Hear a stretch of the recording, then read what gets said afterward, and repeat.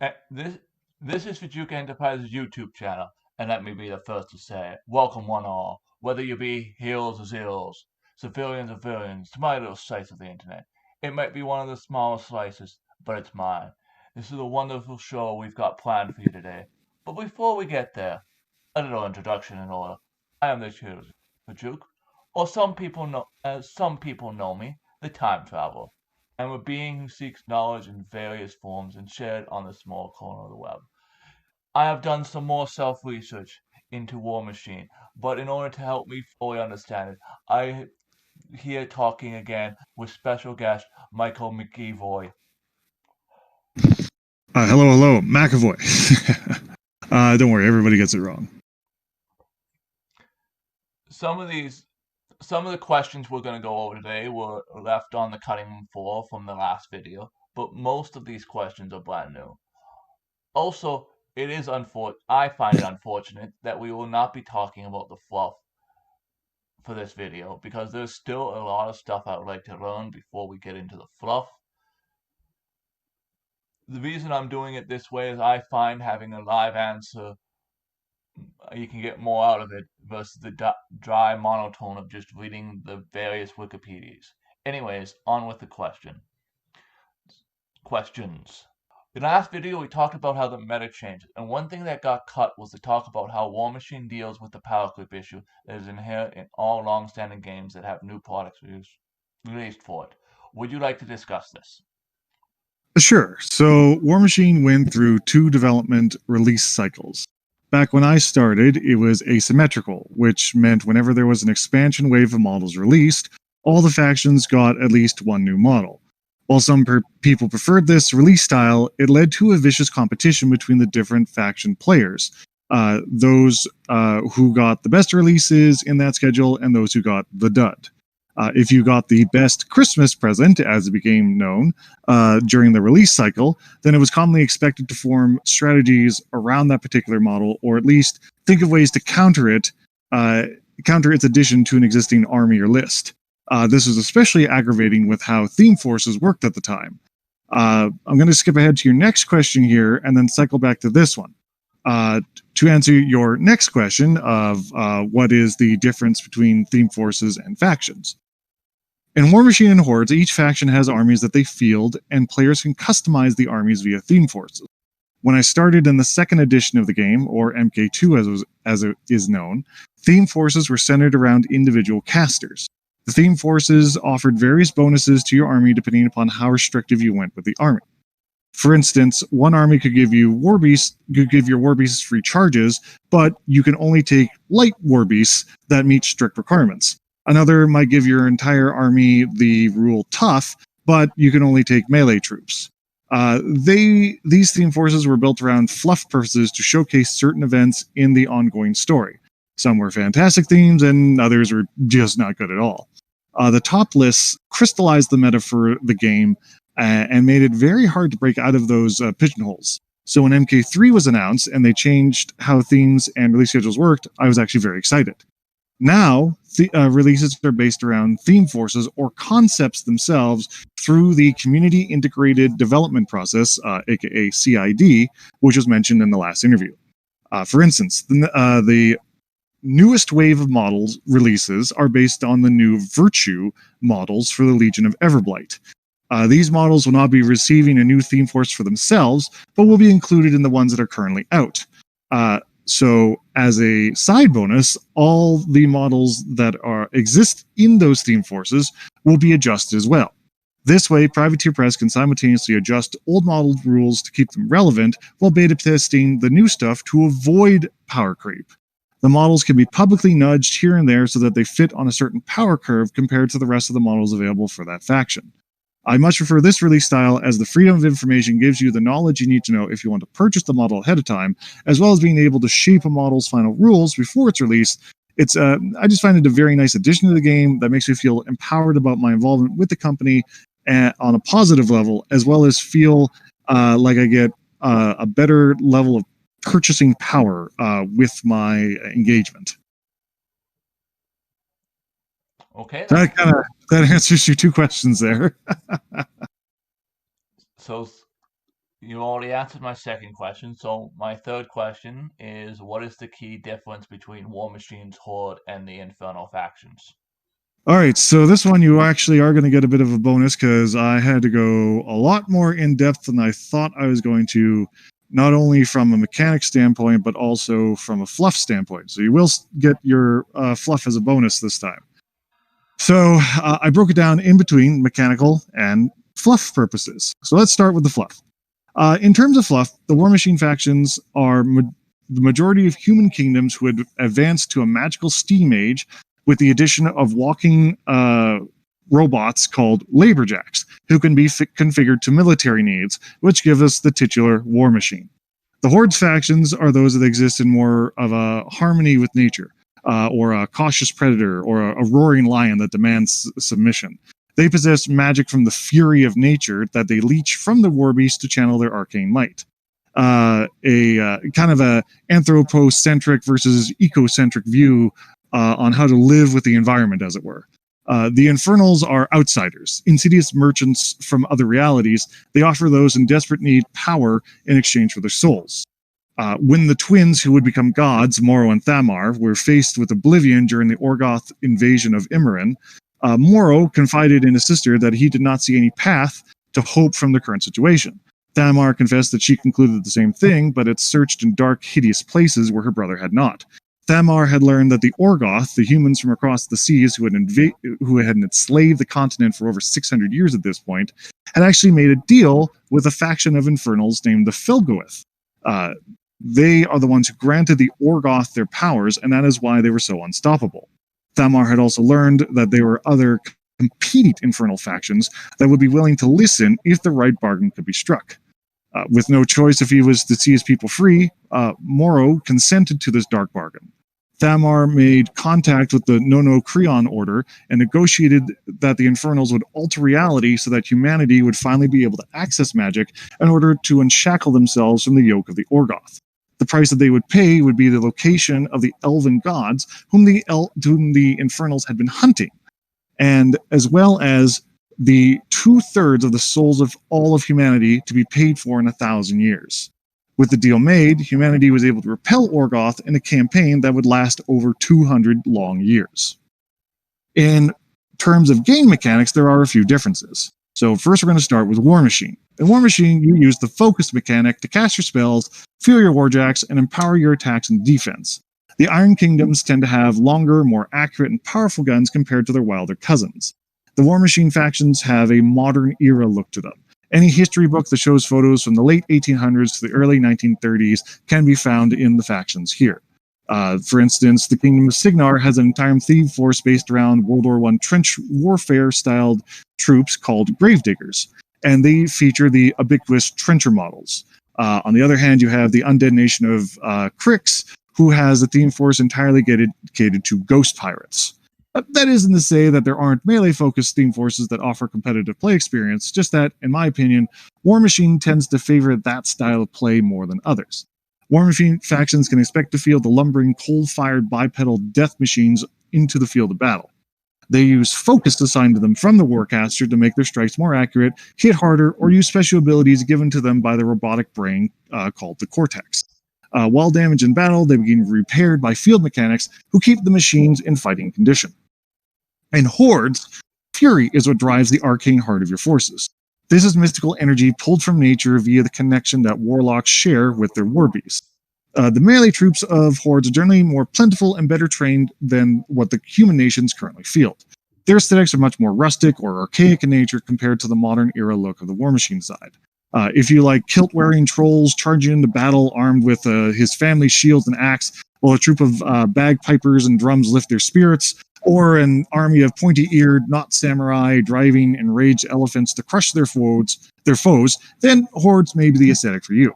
The war beasts are monsters from the darkest part of Cain. Offering innate magical spells called animi, the war beasts of Hordes are as varied as they are deadly.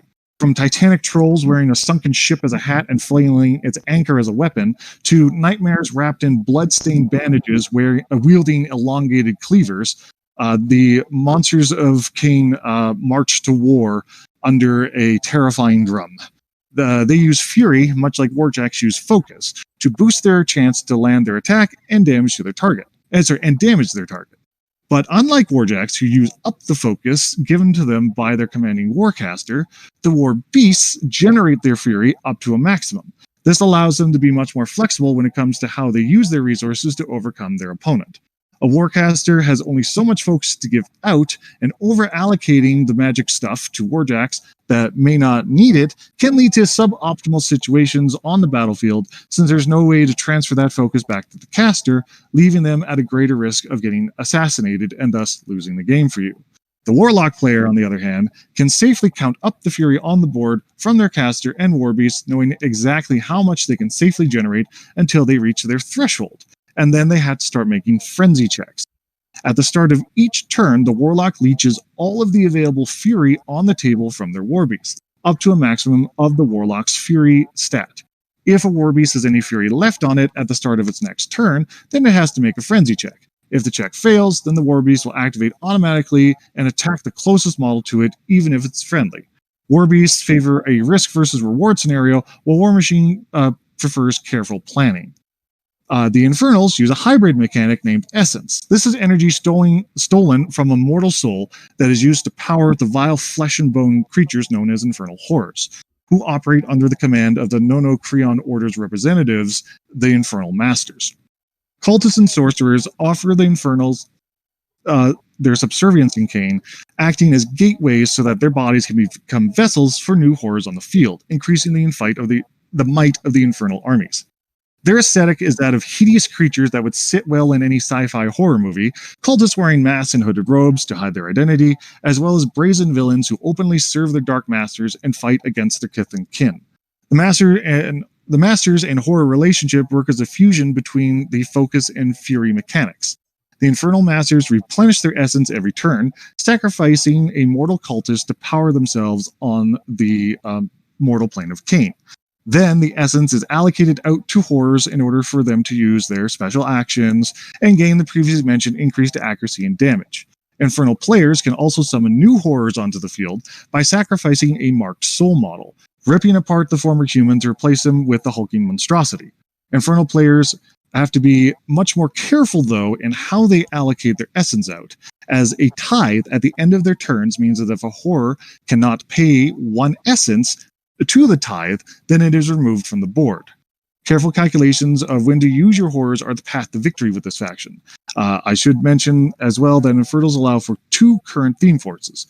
One that focuses only on the purely infernal models of cultists and horrors, while their second option lets them take traitors to humanity in the form of the Hearts of Darkness theme force. There, those that sold their souls to Infernal Masters can lend their aid on the battlefield. Mechanically, it lets you take a non-infernal army onto the field supported by some of the infernal troopers. The Infernals are a very flexible army, though honestly it does benefit having another compatible force beforehand in order to save some money on your expansion plans. Fair enough.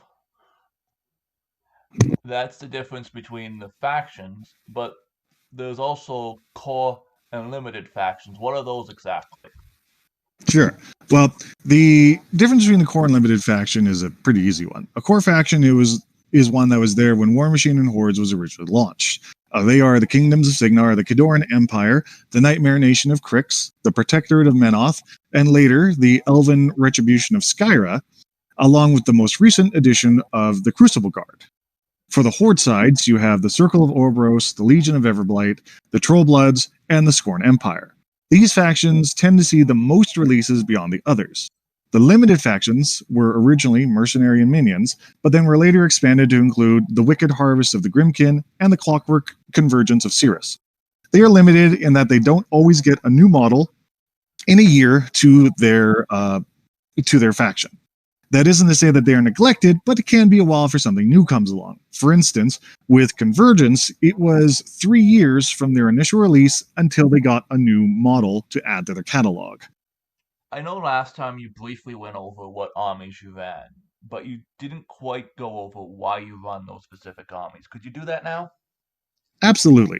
So I play 3 factions. I currently play the Khador, Circle, and Minions. Khador is my only War Machine faction, and I love them because they have chunky robots, absurd ranges for their guns, and a particular Imperial Russian flair to their fluff. They also possess the Man of War, human soldiers in heavy, slow moving, steam powered armor that can deal some serious damage. Circle was my first Horde's army, and I picked them because they have weaponized 12-foot tall werewolves, and honestly, who doesn't love that? They also field golems and axe wielding barbarian themed troops, so what's not to love? However, my heart really does belong to minions. They are currently subdivided into two mini factions, the Thornfall Alliance and the Blindwater Congregation. The Thornfall Alliance are comprised of the Pharaoh. These are a race of scavenging boar people who are under the leadership of their self-proclaimed emperor, Carver, bringer of most massive destruction, Esquire III. They use cybernetically augmented pig monsters to gore their enemies into submission and use stolen firearms to blast those that remain standing. The other side of that are the Gatormen, who follow a very unique flavored version of Voodoo. The Gatormen use their powers granted to them by the cannibalistic god Kosk to enslave those creatures that are weaker to them so that they can ultimately drown the world in a never-ending swamp. Gatormen are naturally tough and aren't too fond of modern firearms, preferring a good old hunk of metal in their hands so they could beat their enemies down. As such, their skirmishing troops are those of the enslaved swamp peoples, the frog-like croaks and the fish-like bog trogs. These races will take the majority of the early damage, leaving the Gators to mop up afterward.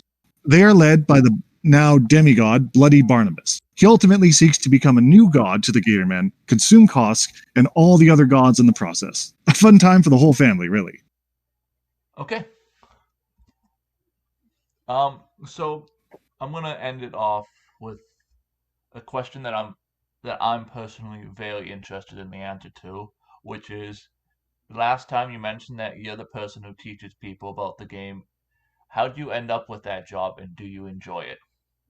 All right. So, I like to say I've always been a helpful person who tries to go out of their way to assist others. I was raised Catholic, and so, as anybody who knows, the guilt is real. While no longer practicing due to my problems with the church, two passages from the Bible helped form my philosophies about life, and I've stuck with them. The philosophies are that of the Good Samaritan and a section from Matthew 6:1, which states that one should not make a show of helping others for the sake of receiving praise and advancing yourself, but instead do so quietly and with dignity. With those two philosophies guiding me and my ADHD need to devour anything of interest, I find myself in a position of knowledge a lot of the time when it comes to rules questions or interactions. As such, I would always go out of my way to try to help people if they were to get interaction wrong. And soon people began just asking me, "Hey, Mike, how do I do this?" So once that started and I became more comfortable with how the game flowed, I offered to take over teaching the new players on how to play the game, as the guy who currently did so loathed it. So it was an easy fit for me. It did take a while to find the right way to teach people the game, as what I learned, it is very easy to completely overwhelm new players with the sheer volume of information and interaction that the game has. I think I've now developed a system that solely advances the player from total beginner with no knowledge of the game to someone who can comfortably play the game by themselves and know the basic rules in about 2 months, playing once a week. And honestly, to answer the second part, I love it. I think it's a great feel knowing that I was able to take someone's interest in the game and develop it so that they are an active member of the community that contributes to the discussions and, well, play some games with us. Well, as I said, we're going to end it with that question, and I hope the rest of your day goes well, and thank you for joining me. Absolutely. It's always a pleasure. If you need me back on, just let me know. You all have a great night. You as well.